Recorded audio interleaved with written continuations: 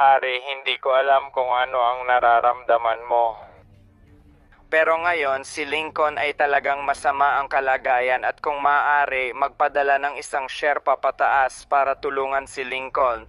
Ang tanging baka ay malapit sa patay, ganun din. Mayo 25, 2006.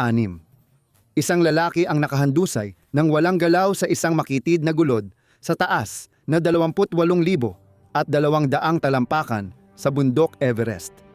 Hindi na ma-detect ang kanyang paghinga. Hindi gumalaw ang kanyang katawan ng ilang oras.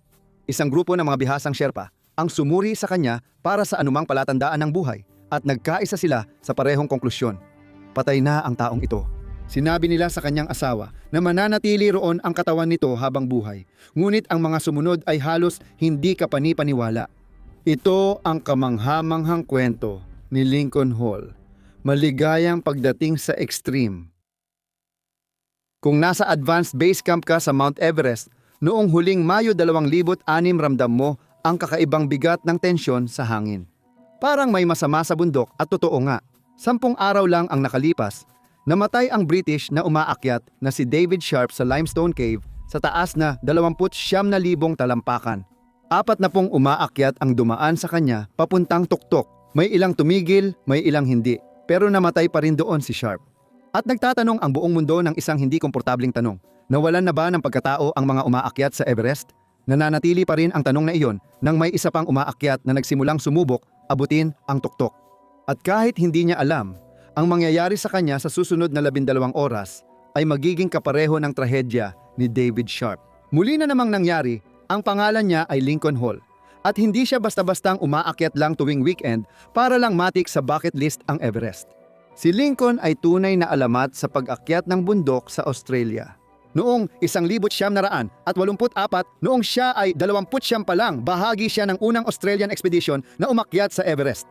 Sinubukan nila ang matapang at di karaniwang ruta sa North Face na White Limbo at ginawa ito ng walang supplemental oxygen o suporta. Puro raw at old school na pag-akyat. Umabot si Lincoln sa 27,300 talampakan bago bumigay ang kanyang katawan.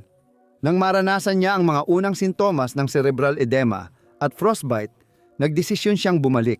Tama ang desisyon niya, pero ginambala siya nito ng 22 taon. Ang mga kasama niyang sina Tim McCartney-Snape at Greg Mortimer ay nagpatuloy sa tuktok at naging unang mga Australiano na nakatuntong sa ibabaw ng Everest. Para kay Lincoln, nanatili sa isipan niya ang hindi natapos na misyon na iyon ng mahigit 2 dekada. Kaya noong 2006 sa edad na 50 bumalik siya. Sa pagkakataong ito, sumali siya sa isang komersyal na ekspedisyon na pinapatakbo ng isang Russian operator na tinatawag na Seven Summits Club na pinamumunuan ni Alexander Abramov. Ngayon, pumayag siyang gumamit ng supplemental oxygen. Hindi na siya kasing idealista tulad dati. Mas praktikal na at nakatuon sa pagtatapos ng misyon. Tama ang lahat ng desisyon niya. Pero si Lincoln ay nagbago rin sa isa pang malalim na paraan. Sa mga dekada mula 1984 naging tapat siyang tagasunod ng Tibetan Buddhism. Hindi ito basta-bastang interes lang. Nagpractice siya ng meditasyon at mga teknik sa pagkontrol ng paghinga tulad ng tumo na dinisenyo para makalikha ng init sa katawan sa pamamagitan ng focus na paghinga. Ang espiritual na disiplina ay naging dahilan ng hindi inaasahang nangyari sa kanya. Kaya noong Mayo 25, 2006 si Lincoln ay nagsimula na para abutin ang tuktok. Perpektong panahon, malinaw ang langit, halos walang hangin at mataas ang visibility. Tunay na pangarap ng isang mountaineer. Naabot ni Lincoln ang tuktok ng bundok alas 9 ng umaga ayon sa plano. Sa wakas, natupad na niya ang matagal ng mailap na layunin matapos ang 22 taon. Siya ang pinakamataas na tao sa mundo noon. Malinaw ang isip at malakas pa ang katawan. Tumagal siya ng 20 to 30 minuto doon. Kumuha ng litrato at nakipagradyo. Base camp. Nasa tuktok na kami, sige magsimula na, bumaba na. Alam namin yan. At salamat sa pagpapaganap nito para sa amin o para sa akin. Salamat, Alec, paalam. Pagkatapos, nagsimula na siyang bumaba. Maayos ang pagbaba niya, pero sa death zone nalagpas 26,000 talampakan, hindi unti-unting napapagod ang katawan mo. Sa taas, parang okay ka pa sa 70% sa isang minuto, pero bigla kang babagsak sa zero kapag pumalya ang balanse ng pag-aaklimatisa mo.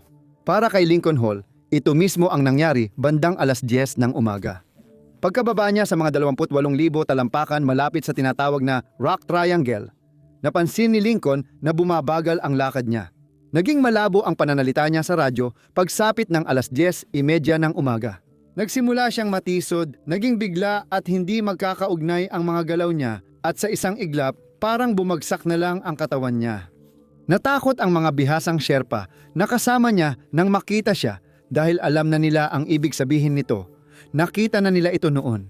Si Lincoln ay nakakaranas ng high altitude cerebral edema o high altitude cerebral edema at ito ang pinakamasamang pwedeng mangyari sa kahit sino sa death zone. Ito ang panahon na namamaga ang utak mo sa loob ng bungo. Ganito ito nangyayari. Ang kakulangan ng oxygen ay nagdudulot ng pagluwang ng mga ugat ng dugo sa iyong utak. Sinusubukang maghatid ng mas maraming oxygen sa iyong utak. Kalaunan, pumapalya ang pader ng maliliit na ugat at naglalabas ng likido sa tissue ng utak. Namamaga ang utak pero nakakulong ito sa matigas na bungo kaya walang espasyo para lumaki. Dahil dito, nadudurog ito ng presyon mula sa loob mula alas 10 ng umaga hanggang alas 7 ng gabi. Gabing iyon, natalo sina Lincoln at ang kanyang mga Sherpa sa desperadong laban. Wala pang 3,000 talampakan ang Camp 4 pero sa death zone, kasama ang di makalakad, parang 300 milya na ang layo. Sinubukan ng mga Sherpa ang lahat. Tinali nila ng lubid sina Lincoln at ang kanilang mga sarili, hinila, tinulak at nakiusap sa kanya. Pero ang ugali ni Lincoln ay nagiging pabago-bago at palaban, na normal lang kapag may high altitude cerebral edema. Tandaan, hindi na maayos ang utak niya, kaya pananakot ang tingin niya sa pagtulong nila. Nagwawala siya, pumapalag at bumabagsak sa niyebe. Parang naglaho ang realidad sa paligid niya. Ang bato, niyebe at langit ay nagsama-sama sa magulong kaleidoscope ng hugis at kulay. Ang mga Sherpa ay tila malabo at parang mula sa malayo ang kanilang mga boses. Hindi niya maintindihan ang nangyayari sa kanya. Pagsapit ng hapon, nakarating lang sila sa Mushroom Rock, mga 27,800 talampakan ang taas. At doon tuluyang bumagsak si Lincoln. Hindi na niya kinaya. Parang inutil na ang mga binti niya na nagdala sa kanya sa tuktok, ilang oras lang ang nakaraan. Dahil sa pamamaga na parang naputol ang koneksyon ng utak at kalamnan. Nagkaroon ng matinding guni-guni si Lincoln, kinakausap ang mga wala doon. Nang bigyan siya ng Sherpa ng oxygen, tinanggal niya ang maskara at tumutol. Mabilis nang nawawala sa realidad si Lincoln. Sa tingin ko, niloloko ka na ng isipan mo at sinusubukan mong labanan ng mga Sherpa. Tinutulungan ka lang naman nilang bumaba. Pakiusap, tulungan mo sila at ang sarili mo para sa pamilya mo, lumabas ka na. Habang lumulubog ang araw, naisip ng mga Sherpa ang nakakatakot na katotohanan. Mahigit 12 oras na silang nagtatrabaho sa taas na lampas, 26,000 talampakan. Ilan sa kanila ay nagkakaroon ng snow blindness, kung saan nasusunog ng ultraviolet rays ang kornea. Halos bulag sila at umaasa sa iba. Halos ubos na ang oxygen nila at may kliyente pa silang malapit ng mamatay. Si Alexander Abramov, leader ng ekspedisyon na nagmo-monitor mula sa Advanced Base Camp sa 21,000 talampakan ay naharap sa mabigat na desisyon. Kung papahilahin niya si Lincoln ng Sherpa sa dilim na walang oxygen, 4 ang malalagay sa panganib para mailigtas ang isa. Habang sinusubukan ni Alexander na magdesisyon kung ano ang gagawin dito sa ibaba, kahit papaano ay natulungan siya ni Lincoln dahil bandang alas 5 ng hapon. Tumigil na siyang sumagot, gumalaw, magsalita, at hindi na rin madetect ang paghinga niya. Isang Sherpa niya, desperadong malaman kung buhay pa si Lincoln, kinuha ang panulat mula sa jacket at gumawa ng halos di kapani-paniwalang bagay sa tindi ng sitwasyon. Tinusok niya ito direkta sa mata. Ang kornea ay isa sa pinakasensitibong bahagi ng katawan. Kapag nahawakan, kusa kang mapapapikit ng hindi mapipigilan. Pero si Lincoln ay hindi napapikit, hindi man lang gumalaw, wala talaga. Kaya noong 7:20 ng gabi, nagpadala ng tawag sa radyo na patay na si Lincoln. Ngayon, isipin mong ikaw si Alexander Abramov at kailangan mong iulat ngayon na patay na ang kliyente mo.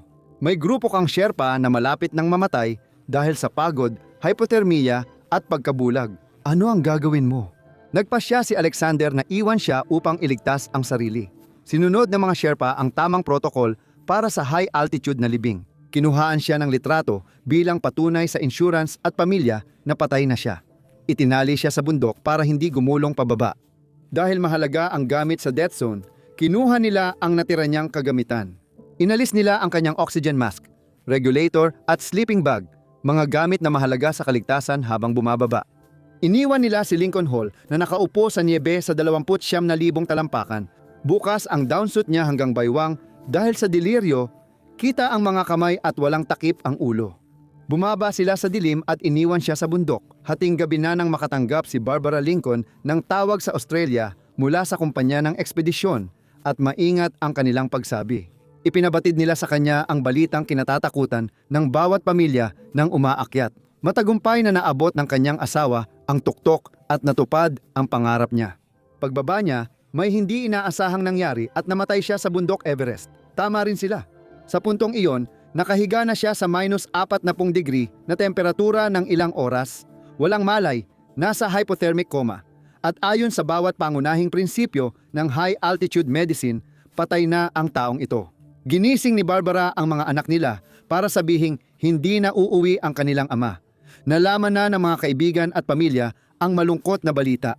Tapos na, wala na, maliban na lang sa hindi pa pala. Habang nagluluksa ang mundo sa ibaba, ginugol ni Lincoln Hall ang gabi ng Mayo 25 hanggang 26 na nakaupo sa taas na 28,300 talampakan, walang oxygen, walang silungan at walang tamang kasuotan. Pumasok si Lincoln sa isang sitwasyong parang tumigil ang oras. Hindi niya naramdaman ang lamig dahil binago ng pagmamadali ang nararamdaman niya. Sa halip na maramdaman ang matinding lamig, inilarawan ni Lincoln ang pakiramdam na parang binalot siya ng tinatawag niyang kulay abong kapa. Nakakatakot ang kapang ito. Nakakapanatag ito. Mabigat. Mainit. Inaanyayahan siyang bumitaw na lang at matulog. May boses sa loob niya na bumubulong na napakadaling sumuko na lang. Mainit ang kapa. Bakit palalaban? Sa kaloob-looban niya, marahil dahil sa dekada ng pagme-meditate o likas na instinct para mabuhay, lumaban si Lincoln sa kulay abong tela. Kinailangan niya ang gamitin ang lahat ng lakas niya para hindi tuluyang yakapin ang kapa at ang pagtutol na iyon. Ang bahagyang kagustuhan niya ang nagpanatili sa paggana ng kanyang autonomic nervous system para patuloy tumibok ang puso niya. Habang lumalalim ang gabi, ang matutulis na gilid ng Everest ay nagmistulang anyong tubig sa kanyang isipan at pakiramdam niya ay nasa bangka siya. Ang banayad na hangin ay nagpatulad sa katawan niya sa isang sasakyang pandagat na iniuugoy ng alon, kaya pakiramdam niya ay parang nasa bakasyong cruise. Hindi rin ako eksperto sa meditasyon, kaya nalito rin ako tulad mo. Kung napansin ni Lincoln na ilang pulgada lang siya mula sa 10,000 talampakang bangin sa Kongsyun, baka natakot siya ng husto at nawala ang buhay niya. Ang pakiramdam ng bangka ang nagpanatili sa kanya kalmado. Sumabay siya sa alon at pinanood ang unti-unting pagbubukas ng paglalakbay. Sabi ni Lincoln, naramdaman niya ang mga nilalang sa paligid niya. Hindi ito ang mga Sherpa, kundi mga aninong figura, tahimik na mga tagamasid na nagbabantay buong gabi, maging ito man ay mga guni-guni, mga multo ng bundok o mga imahinasyon lamang. Dahil sa kanyang pagsasanay sa Budismo, hindi natin alam, pero naramdaman niya ang kanilang presensya. At iyon pa lang, hindi pa ang pinaka nakakagulat sa kwentong ito. Sa gitna ng gabi, biglang naramdaman ni Lincoln ang mainit na dumaloy sa kanyang katawan. Nagsimula sa dibdib niya at kumalat na parang nagliyab na pugon sa loob. Sobrang tindi ng pakiramdam, halos marahas. Pakiramdam niya ay parang nasusunog siya mula sa loob. Kahit nasa taas na 29,000 talampakan sa sub-zero na temperatura, naniniwala si Lincoln Hall na mainit siya.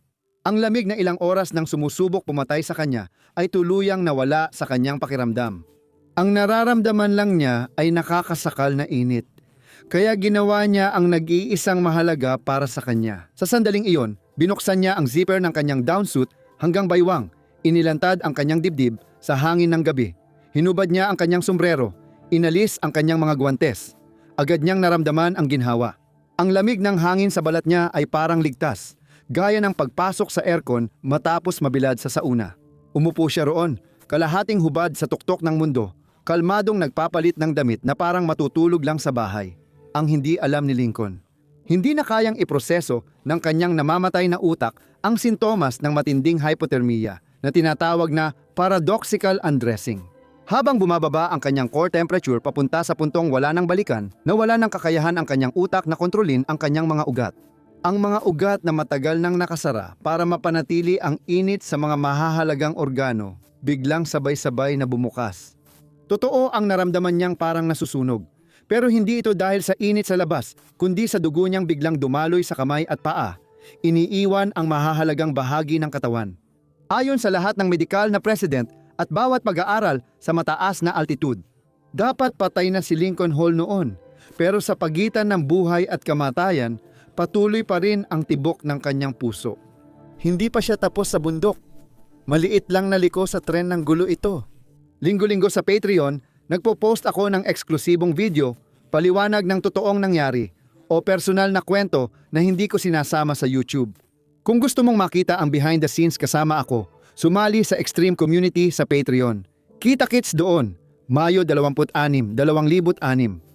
Sumikat ang araw sa Tibet at tinanglawan ang North Ridge. Mga alas 7 ng umaga, nangunguna si Dan Mazur, isang Amerikanong lalaki, sa kanyang grupo papuntang Tuktok. Kabilang sa kanyang mga kliyente sina Andrew Brush ng Canada, Miles Osborne ng United Kingdom at Sherpa na si Jiang Bu. Nakatuon sila at mahusay kumilos para mapakinabangan ang tamang panahon. Habang papalapit sa Mushroom Rock, napansin ni Major ang isang bahagi ng matingkad na dilaw na hindi akma sa kulay abong gulod.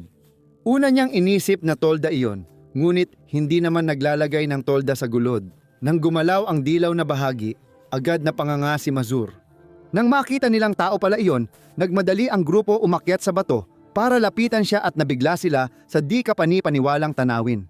Isang lalaki ay nakaupo, tuwid ang katawan at magkadikit ang mga binti, mga 2 talampakan mula sa 10,000 talampakang bangin sa Nepal. Nasa baywang lang niya ang down suit niya. Halos nakahubad siya sa itaas. Walang sombrero, walang guwantes, walang oxygen mask at wala ring anumang kagamitan. Habang lumalapit si Mazur, sinabi niyang tumingala si Lincoln at kalmadong inilabas ang mga kamay mula sa manggas. Inilarawan ni Major ang mga kamay na iyon na parang maputlang dilaw na wax. Nakayelo ang mga ito, matigas, parang kandila ang pakiramdam, at talagang wala ng buhay. At pagkatapos, si Lincoln Hall, habang nakatingin sa mga estrangherong ito na nakasuot ng pang-akyat, ay nagsalita na may magalang na pagkalito, parang isang taong naabala sa isang salo-salo. Siguro nagtataka kayo kung bakit ninyo ako nakikita rito. Alamat na ang linyang ito sa pag-akyat ng bundok dahil pinapakita nito kung gaano kabaliw ang nangyari. Ako si Lincoln Hall. Nagpatuloy siya kay Dan at pagkatapos ay nagtanong siya ng isang bagay na nagpadala ng kilabot sa likod ni Dan. Maaari mo bang sabihin sa akin kung paano ako napunta rito ngayon? Dan, sina Major at ang kanyang grupo ay ilang oras pa mula sa tuktok. Taon silang nag-ensayo at gumastos ng libo-libong dolyar. Pangarap nila ito, pero mabilis at tiyak ang desisyon ni Major. Alam niyang kung magpapatuloy sila, mamamatay si Lincoln Hall. At alam din niyang andyan pa rin ang tuktok bukas o kahit sa mga susunod na taon. Isang buhay lang ang meron si Lincoln at unti-unti na itong nawawala. Walang naging pagtatalo o usapan kung tama ang desisyong ito. Agad na ibinaba ng grupo ang kanilang mga bag at nag-radio si Major sa advanced base camp ng isang mensaheng nagpahinto sa lahat. Buhay si Lincoln Hall. Nagulat si Alexander Abramov nang matanggap niya ang radio transmission. Idineklara na niyang patay si Lincoln. Tapos na ang mga papeles. Naabisuhan ang asawa. Ngunit sa hindi maipaliwanag na dahilan, ang lalaking pinaalis, 12 oras na ang nakalipas, ay nakaupo ngayon. Nagsasalita at nagtatanong tungkol sa mga bangka.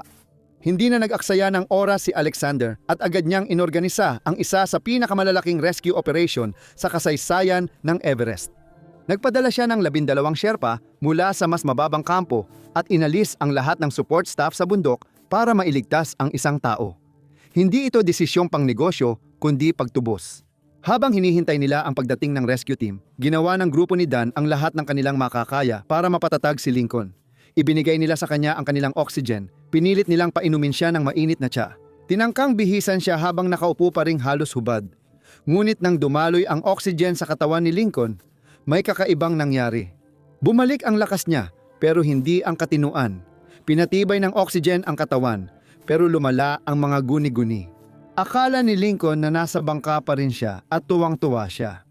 Paulit-ulit niyang sinabi kay Dan kung gaano kaganda ang sakay sa bangka. Sabay turo sa gulod na parang deck ng cruise ship. Tinangkang ipasuot ng team ni Major kay Lincoln ang sombrero at guwantes. Pero tumanggi siya dahil hindi raw sa kanya ang mga iyon. Iniiwas niya ang ulo na parang matigas ang ulong bata, nanginginig pero nilalabanan ang tulong. Dumating ang pinaka-nakakatakot na sandali ng pagsagip. Si Lincoln, dahilan sa delusyon niya, nagdesisyong umalis sa bangka at biglang tumakbo sa gilid ng bangin. Napilitan si Dan, napigilan siya. Isipin mo kung kaya mo. Isang lalaking may frostbite at naghahalusinate sa gilid ng 10,000 talampakang bangin, niyayakap siya ni Dan para pigilan sa yelo habang nagpupumiglas siya. Ilang pulgada na lang silang dalawa mula sa pagkahulog. Hinawakan ni Major si Lincoln hanggang sa humupa ang enerhiya at nanlambot siya sa bisig nito. Ang imaheng iyon ang naging pinakamahalagang sandali ng pagsagip. Mabuti na lang, dumating ang Sherpa Rescue Team para kay Dan bandang 11:00 ng umaga. Nagdala sila ng high-flow oxygen at dexamethasone steroid para mabawasan ang pamamaga ng utak na nagdulot ng tinatawag ng mga doktor na Lazarus Effect. Si Lincoln, na parang walang malay noong nakaraang gabi, ay biglang nakalakad muli pero hindi pa siya ligtas, malayo pa doon. Kailangan pa rin nilang ibaba siya ng mahigit 2,000 talampakan sa mahirap na bahagi ng bundok at magulo pa rin ang utak ni Lincoln. Naging desperado at magulo ang pagbaba. Si Lincoln ay nagpapalit-palit ng ulirat. Minsan malinaw, minsan lubos ang pagkabaliw. Paminsan, iniisip niyang siya'y kinikidnap. Nagpupumiglas siya sa mga lubid, nilalagay sa panganib ang lahat sa gulod. Kinailangan siyang pigilan ng mga Sherpa habang binubuhat siya pababa sa mga fixed line. Dahan-dahan siyang ibinababa kada seksyon sa mga patayong bato. Pagsapit ng 10:00 ng gabi. Noong Mayo 26 narating ng rescue team ang North Col sa 23,000 talampakan. Nilakad ni Lincoln ang huling bahagi papuntang kampo gamit ang sariling lakas. Halos wala na ang sintomas ng pagmamadali. Nang bumalik ang oxygen sa utak niya, ginamot siya ng doktor ng ekspedisyon sa dehydration at frostbite. Itim na ang kanyang mga kamay, patay na ang tissue at di na maliligtas, pero tumitibok pa rin ang puso niya. Ang kanyang mga baga ay gumagana laban sa alam sa high altitude na medisina. Buhay si Lincoln Hall pabalik sa Australia. Wala pang 24 na oras matapos ang unang tawag, muling tinawagan si Barbara Lincoln at sinabing patay na ang kanyang asawa. Ginising niya ang mga anak niyang binatilyo sa kalagitnaan ng gabi para ibalita ang pinakamalungkot na balita na hindi na uuwi si Lincoln at kailangang simulan nilang tanggapin ito. Nagsimula ng tanggapin ng pamilya ang kanyang pagkamatay nang biglang tumunog ulit ang telepono. Buhay pala siya. Halos hindi maintindihan ang matinding emosyon na naramdaman nila sa sandaling iyon.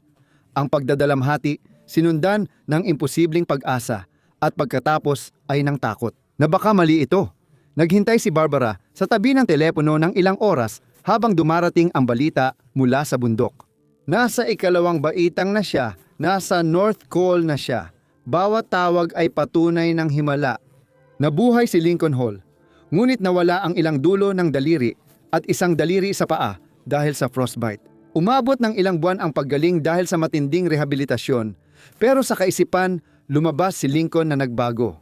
Itinuring niya ang pagkakaligtas bilang regalo, hindi tagumpay laban sa bundok, kundi hindi karapat-dapat na pangalawang pagkakataon. Hindi lang si Lincoln ang nakaranas ng pagtubos noong araw na yon. Naranasan din ito ng komunidad ng mga umaakyat dahil 10 araw bago natagpuan si Lincoln, namatay ang isa pang umaakyat na si David Sharp. Sa halos parehong lugar, si Sharp ay nadaanan ng 40 umaakyat. Habang umaakyat at bumababa ang mga tao sa tuktok, may tumigil at nag-alok ng oxygen. Ngunit namatay pa rin si Sharp mag-isa habang dumadaan ang iba. Matindi ang batikos ng media. Inakusahan ang mga umaakyat sa Everest na nawala ng pagkatao dahil handa silang lampasan ang naghihingalo para lang marating ang tuktok. Ang katagang summit fever ay naging tawag sa isang uri ng moral na sakit na kumalat sa bundok. Nang matagpuan at mailigtas si Lincoln Hall, nagbigay ito sa komunidad ng mga umaakyat ng isang bagay na labis nilang kailangan, patunay na hindi pa sila tuluyang nawalan ng kaluluwa.